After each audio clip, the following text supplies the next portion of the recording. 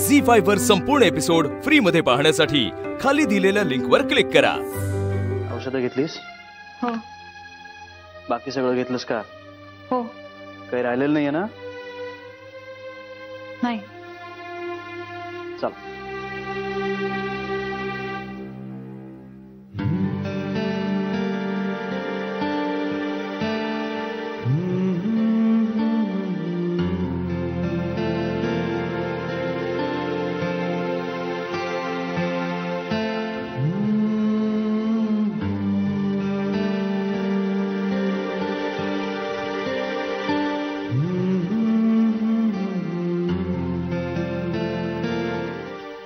चला निघूया।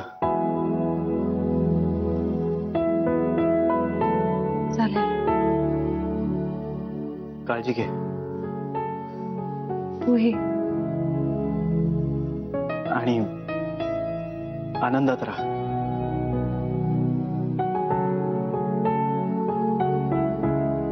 मी माझ्या लग्नाला तुला बोलवेन। मला माहितीये तू येणार नाहीस। तुझ्या लग्नाला बोलवशील ना मला?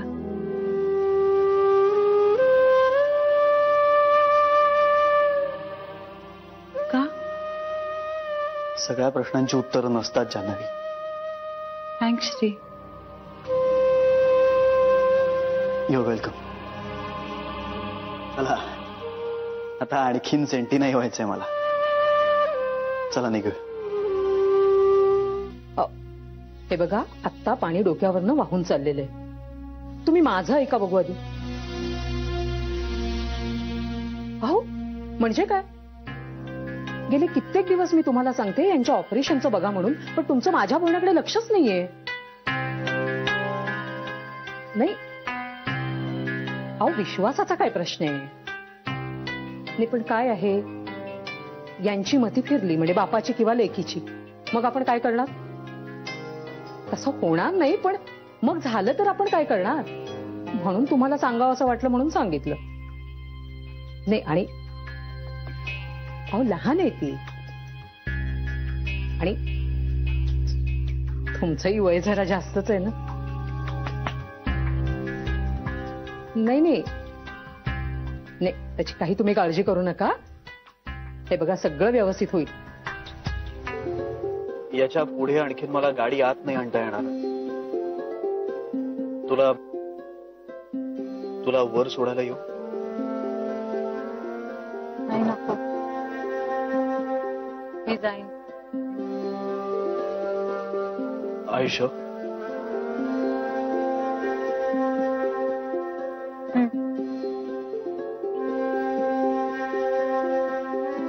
खूप केलंस माझ्यासाठी।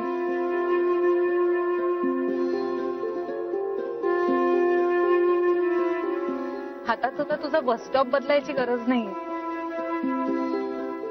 या मी नसेनच उद्यापासून।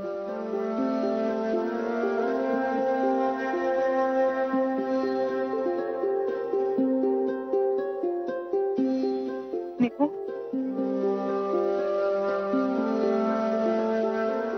बाय। बाय। काळजी घे। दुखतोय खूप पाय? हळूहळू। हो बसा। द्या गाडी। विठ्ठला, सायलत जावई बापूंची काय पत होती दवाखान्यात? ए आई, हॉस्पिटल मध्ये ग। तेच ते, आणि डॉक्टरही किती आदबीनं बोलत होते त्यांच्याशी। ती गोष्ट जानूला कळली ना तर आनंदाने अगदी वेळीच होईल बघ। 100 वर्ष आयुष्य आहे अगदी तिला। जानू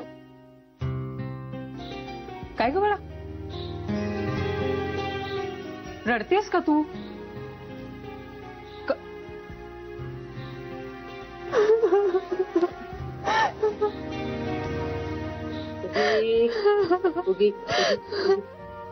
ए जानू बाळा, चालायचंच, हे असं चालायचंच, रडायचं नाही आता। देवाच्या दयेने सगळं कसं ठीक होणार आहे। ओळख बघू आम्ही कुठे जाऊन आलो ते।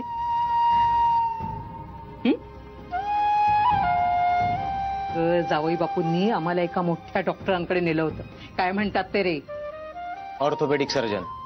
हा तेच ते. काय मान होता जावई बापूंना तिथे. आणि डॉक्टर तर अगदी इतक्या अदबीनं बोलत होते त्यांच्याशी. आता तुझा साखरपुडा, मग बाबांचं ऑपरेशन, मग तुझं लग्न, मग पिंट्याची नोकरी, सगळं सगळं कसं अगदी व्यवस्थित होणार आहे. नशीब काढलंस तू पोरी. अगं एवढा चांगला नवरा मिळाला तुला. तुला समजून घेणारा, तुझ्याशी चांगलं वागणारा. आणि तुला हीच काळजी होती ना आपल्या बाबांचं कसं होणार म्हणून. तर सगळं कसं अगदी व्यवस्थित होणार आहे. आता पुढच्या आठवड्यात त्यांचं ऑपरेशनही होईल. अनिल रावांमुळे आपली विस्कटलेली घडी नीट बसणार आहे. आता तुला कशाचीच काळजी करायची गरज नाहीये. सगळं कसं अगदी खूप छान होणार आहे. हो की नाही? आता तरी तू खुश आहेस ना जानू? खूप खुश आहे मी. हेच हवं होतं मला खरंच. देवा, मी तुझ्याकडे कधीच काही न मागता तुम्हाला भरभरून दिलंस. इतकं दिलंस की मला माझ्याच नशिबाचा हेवा वाटावा. लोकांना एक आई असते, मला 6 दिल्यास. बिझनेसमध्ये यश दिलंस, आरोग्य दिलंस.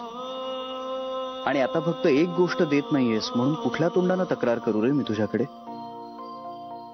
कृतज्ञ तर आहेच मी, तू जे जे दिलंस त्यासाठी. पण आणखी एकच मागणं मान्य कर देवा. यापुढे मी तुझ्याकडे काहीही मागणार नाही. माझ्या वाटचं सगळं सुख जान्हवीला दे आणि तिचा सगळा त्रास मला दे. तिला आयुष्यात जे जे हवंय ना ते तिला मिळू दे. ती सदैव आनंदी राहू दे देवा. प्लीज. आजी, मी जेव्हा खूप घाबरतो किंवा सुचेनासं होतं ना तेव्हा देवाचा धावा करतो.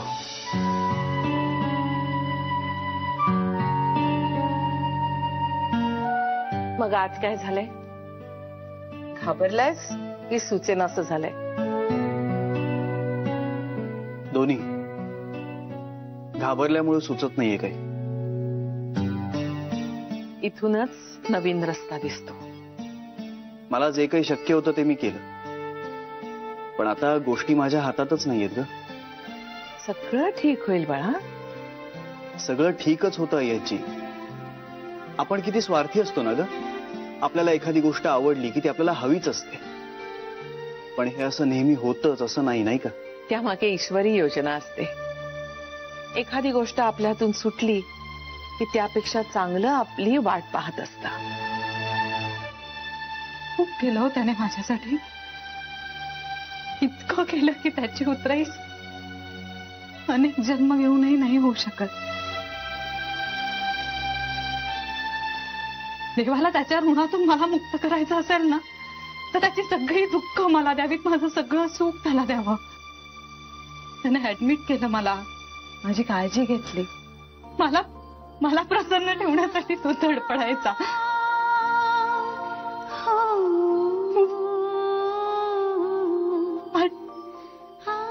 आठवण येते हो त्याची आज.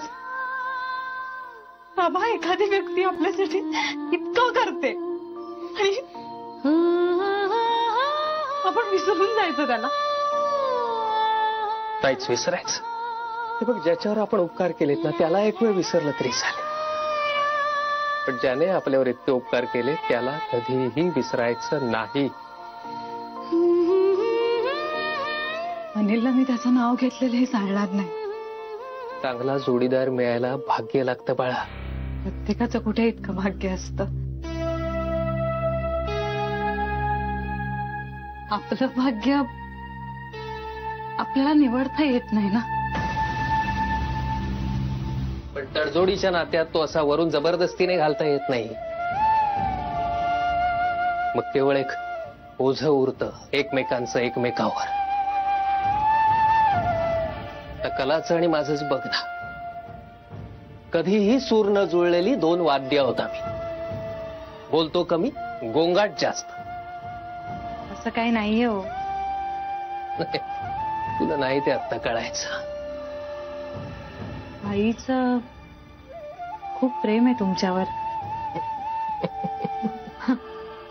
तुमचं ऑपरेशन झालं ना की वारीलाही येणार आहे तुमच्या बरोबर ती. पण मी ऑपरेशनच करणार नाहीये.